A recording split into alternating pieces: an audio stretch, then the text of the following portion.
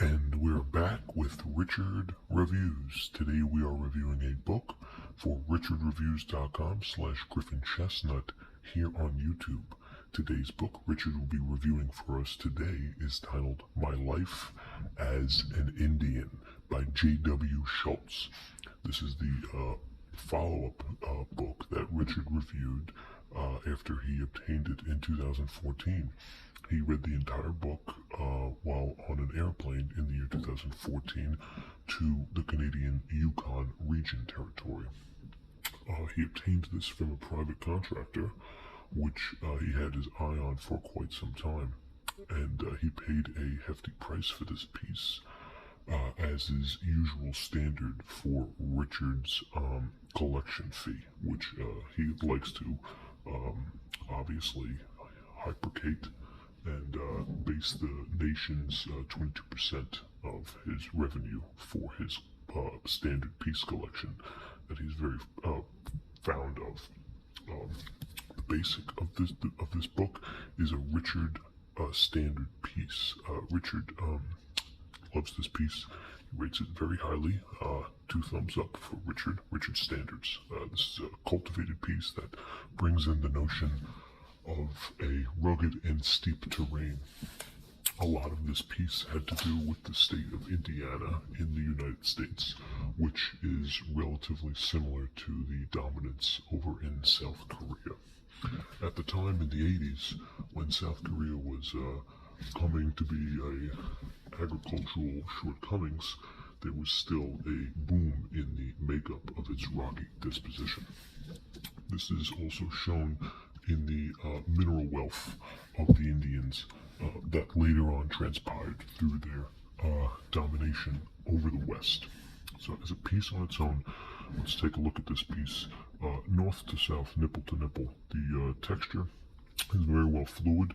It has a greenish, purplish hue to it, which ultimately shuns any other criticism out the window, and this is what you're praised with. It's a beautiful piece, and it's in very good condition, just like every other piece that Richard was able to obtain for us today. Richard was very much involved in the coal reserves of the year 1988 between the Netherlands, Philippines, Japan, Slovenia, and Laos, especially in Argentina, which ranked at 551. So Richard wrote about this, and you can find it in the link in the description. He wrote it on his thesis, which was ultimately praised, and he won a boatload of awards through the American Society. Now, if we take a look at this piece, we can tell it's a soft cover, and it's in great condition. It's got good shine, as you can tell the shine right here. Good shine. It's got great bend. It's very wavy. Very good wave. Very good wave. Now, as we take a look at the top cream, everything is in good condition, and the cream is very well. Side cream, good condition, and the cream is very well.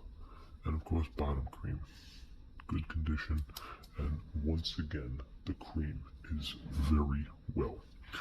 Very well, Richard, you've done well. And on the side, we have My Life as an Indian by Schultz. And of course, some Cloverfield dilemma, which is irrelevant and unreadable at the moment. There is some brim wall at the bottom here, and you can tell this is brim wall from a bunch of different latitude and longitude circumstances, which bring into, of course, like the country Nigeria, which have a multitude of facets. Now on the back, we're going to take a look at the various barcodes. Unfortunately, there is some tear over here, and there is a barcode slapped on from the previous personal seller, and that personal seller was brought to Richard's attention through his online contractor. Now, globally, Richard is not yet known.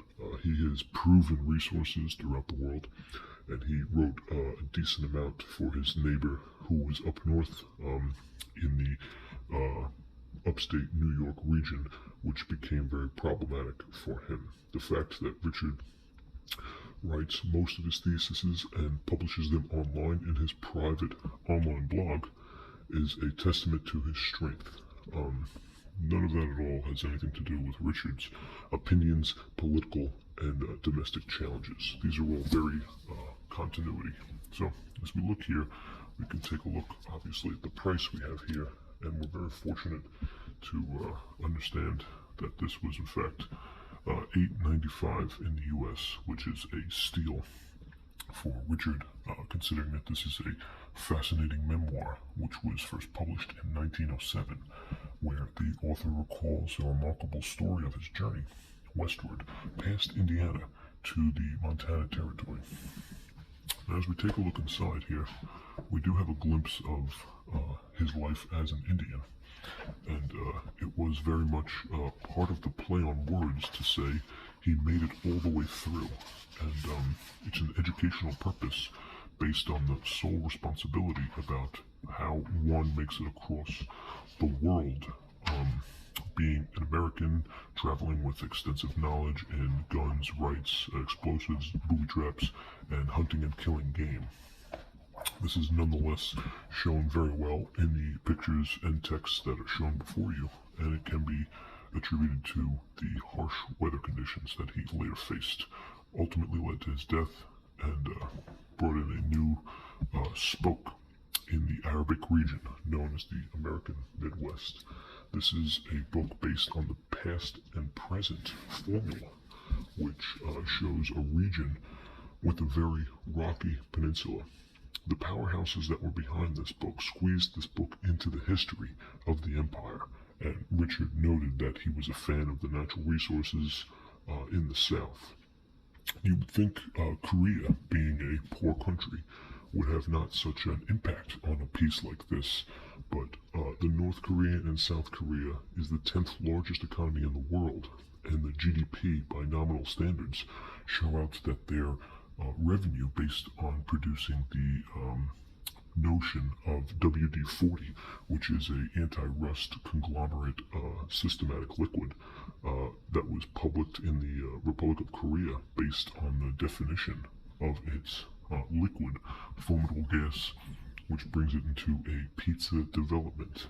There was, of course, a grocery store right across from Richard's house, which he obtained a lot of noodles and fish based out of Danggu, which is a small province of South Korea. So Richard was working at the shop, and he wouldn't have known the business had it not been the South Korea relations that he was ultimately interested in while reading this book. This was back in 2014. Richard, of course, had a Samsung flat screen TV, which he did most of his writing on, and he can only give that to the miracle of the economists who ultimately worked in the 20th century. So, thank you for Richard for this wonderful review. It's a bit of a miracle and a notion which ultimately led us to the beautiful piece that we have in front of us. So, Richard is here to thank us, and we are thanking Richard, and we're also thanking W.D. Schultz for this piece titled My Life as an Indian. And this is Richard's review here on richardreview.com/GriffinChestnut. Thank you.